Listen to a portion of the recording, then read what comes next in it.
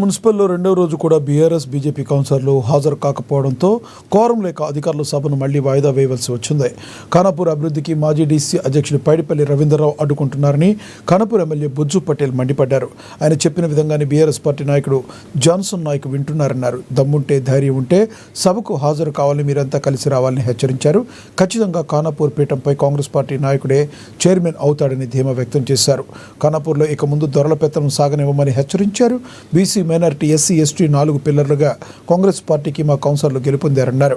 Local body ఎలక్షన్లో ZPTC పదవిని కూడా మేమే అందిస్తామని కొమరం భీం సాక్షిగా చెప్తున్నారని హెచ్చరించారు. వాయిదా పడింది.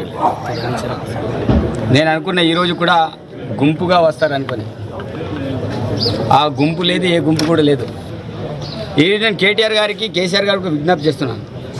ఈ ప్రాంతంలో రవీంద్రరావు ద్వారా ఈరోజు మీకు కూడా సని ఎప్పుడైతే మా పార్టీని ఎప్పుడైతే వెళ్ళిపోయిండో దరిద్రం అంతా పోయింది. ఒక పేదింటి పెట్టి ఇక్కడ ఎమ్మెల్యే అయిండు. ఈ రోజుకి ఎన్నిక వాస్తవం కావాలి, కానీ అతని డైరెక్షన్లో ఈరోజు జాన్సన్ నాయక్ నడుస్తారు. అతను చెప్పినట్టే వింటాడు. ఈరోజు ప్రజాస్వామ్యాన్ని గౌరవించాలి. ఈరోజు ప్రజలందరూ ఒక మంచి తీర్పునిచ్చారు. ఆ తీర్పును గౌరవించకుండా పోయి పిరికి పందలాగా ఎక్కడ వాళ్ళక్కడ క్యాంపులు పెట్టుకొని ఉన్నారు. ఇంకా ఎన్ని రోజులు ఉంటారు? ఇంకా ఈరోజు ప్రజాస్వామ్యం బతుకుండాలంటే అందరికీ స్వచ్ఛ ఉండాలి. ఈరోజు మీరు వచ్చేది ఉండే, ఇక్కడ పార్టిసిపేట్ అయ్యేది ఉండే. ఈరోజు మా చెల్లె ఎస్సీ, నేను ఒక ఎస్టీని, మా అమ్మ మైనార్టీ, ఇటువైపు BC. SC ST BC minority Congress party యొక్క సామాజిక న్యాయం. ఈరోజు మా దగ్గర మేమంతా కూడా అదే సామాజిక వర్గంలో ఉన్నాం. అంతా కూడా ఒక సామాజిక కోణంలో ఉన్నాం.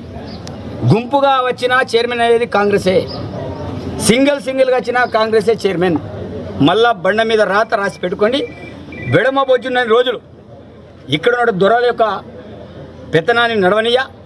ప్రజలందరూ కూడా నేను విజ్ఞప్తి చేస్తున్నాను. వీరిద్దరు కలిసి ఆడిన నాటకాల్లో మీరు కొంతమంది ఇటోటి అయ్యారు, కొంత మిమ్మల్ని అందరినీ కూడా కనిపించేశారు. కానీ అదే దొరలు ఈరోజు ఇక్కడ రాలేకపోయారు. ఈరోజు కాంగ్రెస్ పార్టీ ఇక్కడ అభ్యర్థి అయితే భయంతో రాలేకపోయారు. ఈరోజు ఎలక్షన్ కమిషన్ పోస్ట్పోన్ అయింది. మళ్ళా ఛాలెంజ్ విరుస్తున్నా. బెడమ బొజ్జున్న రోజులు ఇక్కడ ఈ ప్రాంతంలో వేరే పార్టీ జెండా ఎగరదు. ఇక్కడ భూస్థాపితం తప్ప ఏ పార్టీ జెండాను కూడా మొలకనియ్య.